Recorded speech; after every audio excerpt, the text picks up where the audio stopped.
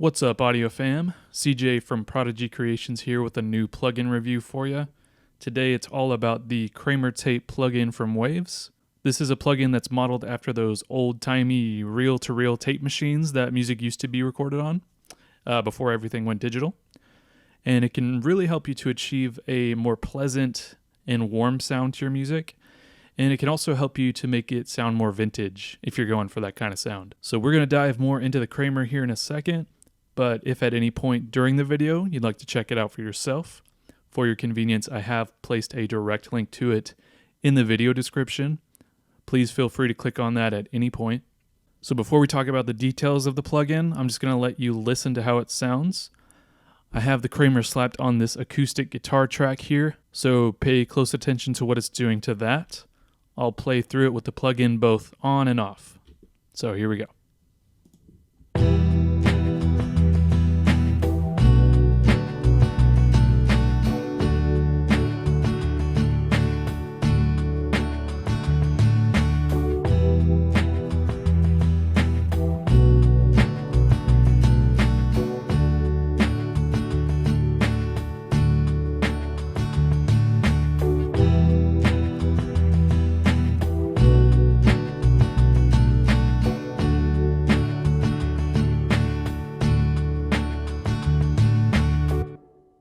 So there it was in the context of the mixed, but I'm actually going to show it to you in solo as well.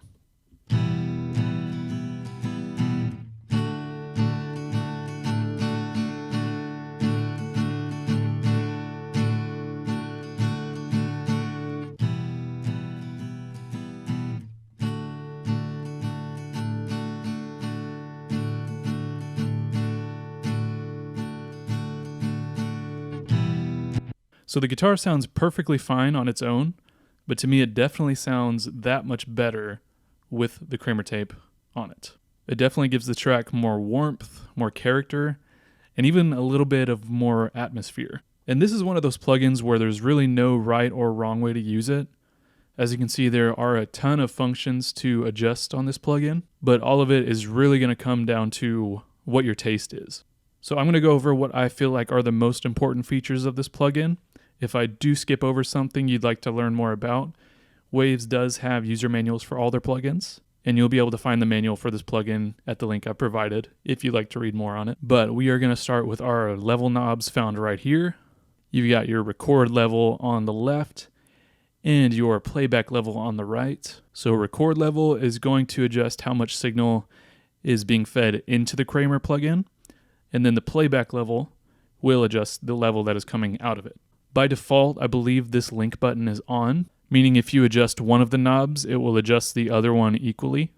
Typically though, I will unlink them. That seems to make more sense to me. So first I will go to record level and I will adjust it. And in my opinion, I think the correct way, I'll switch back to input. The correct way to use it is you at least want this meter, your input meter, to be hitting at 0 dB at the peak levels. It's okay if it goes below 0, but with your loudest parts of the signal, I would say you at least want it to be hitting 0. For me though, I actually kind of like to push it a little bit, and I try to get as close as I can to the plus 3 dB mark.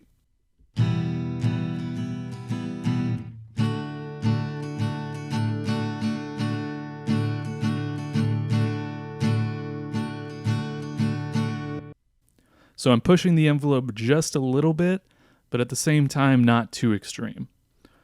Because I think pushing it a little can really bring out the best of the Kramer tape.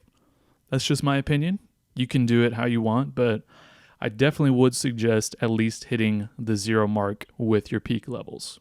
So if you do want to push it up a little more, you would just turn it up to the right however much you like. Or you can even bring it down a little bit if you feel like your signal is maybe a little bit too hot going into this plugin. So just to reiterate, make sure you are paying attention to your meter right here when you are adjusting the levels. And you can do the same thing with your output as well. All you got to do is switch this to O, meaning output, and then you can adjust your playback level if needed. All right, and then the next feature is the tape speed. And you've got two options between 7.5 and 15 IPS. Basically why tape speed is important is because it has an impact on the frequencies of your track. 7.5 IPS will preserve much more of the low end of the track. So if you're using it on like a bass or a kick drum, you definitely want to use the 7.5 IPS option. And then 15 IPS will preserve more of the high end. So strings or vocals are some examples of what you might want to use 15 for. But really at the end of the day, it's all about what you like better. With this acoustic guitar track, it's kind of got both low and high end. So either way I wanted to go would have been fine. I just decided to go with 7.5 because I liked it personally. But let's test both of the options out.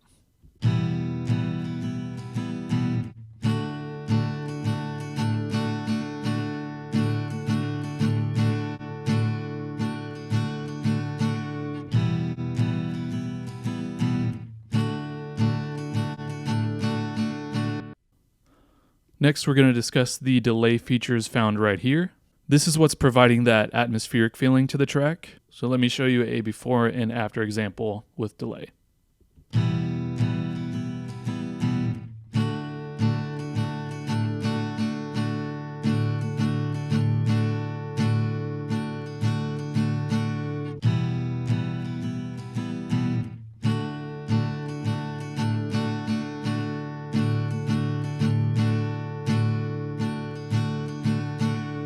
So as you can hear, it's providing a bit of an echo, and you've got two different types to choose from. I have it on slap, which is like a very quick delay, kind of as if you were playing in your bedroom and you can just barely hear the walls reverberate. But you've also got feedback, which to me is a much more noticeable and dramatic delay that seems like it's in a big room and lasts a little bit longer. So I'm going to bring up the volume of the delay and show you the differences between feedback and slap.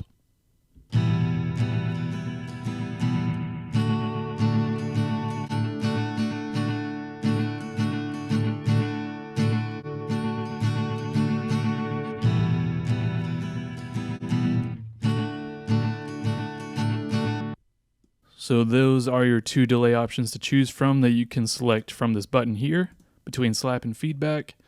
And then, of course, you can adjust the volume with this knob up here, like you saw me do earlier. And then you can adjust the speed of the delay on the knob that's labeled delay time. As you can see, they do have recommended settings based on which IPS that you chose. But I honestly wouldn't pay attention to that because, as you notice, I have a 7.5 IPS selection, but yet my delay time is on the 15 setting. This is really all about adjusting how quickly you want the delay to react. So I would just recommend using your ears to hear what sounds right to you. So the more the knob is to the left, it will result in a quicker delay response. And the more it is to the right, it will be a slower delay response.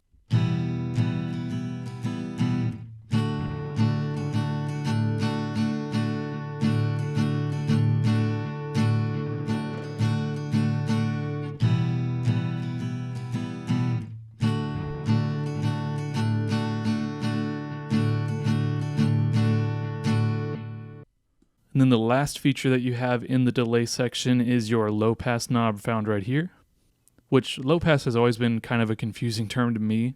So we're just going to call it the high cut feature instead. And the reason is because this feature will cut out the high frequencies of the delayed signal.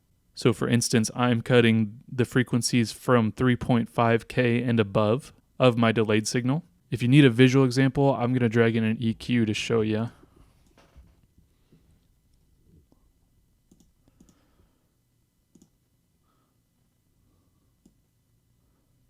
So essentially it's doing something like this. And again, this is only cutting out the frequencies of the delayed signal itself and not the actual signal. This is a good feature because sometimes having a delay on the high end, like the S's in vocals or even the twangy sound of the guitar in my case, sometimes it just doesn't sound great. So having a way to retain your delay but also get rid of those harsh sounds is really nice. This has a range from 200 Hertz to 16K, which at 16K the high cut is basically off. So let me show you how it sounds both on and off, and I'll just get rid of this EQ.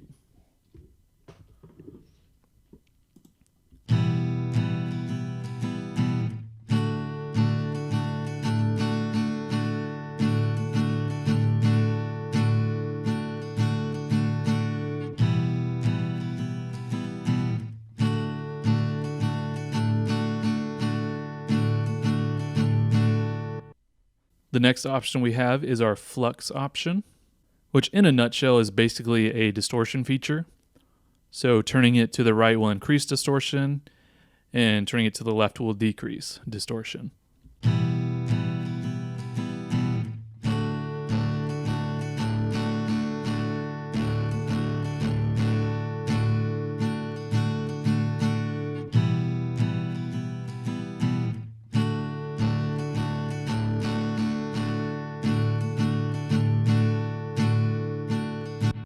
Next we have our wow and flutter option here, which is doing this to the track.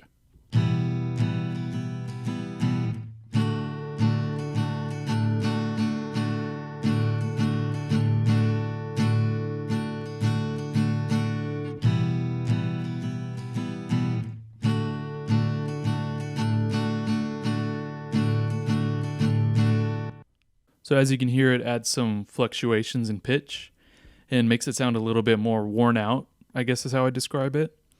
So if you're going for that vintage feel for your tracks, wow and flutter is going to be your best friend. And then finally, we have our noise knob right here, which may be fighting to be your best friend now that I think of it, because this is emulating the tape hiss noise that would occur when you record it on tape. I'll show you what it sounds like, but even at 100%, it is a pretty subtle feature. So if you're not wearing headphones or listening on good speakers, you might not be able to hear it too well, but this is how it sounds like.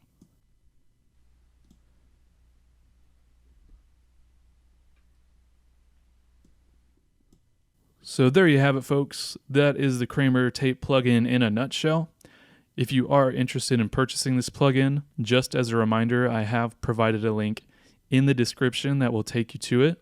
It is an affiliate link, and I would be so thankful if you were to use it. It's not going to cost you anything extra, yet it will be supporting me in a big way, and it will allow me to continue to create free content for you. That is all I have for you today. Thank you for watching, and happy creating, friends.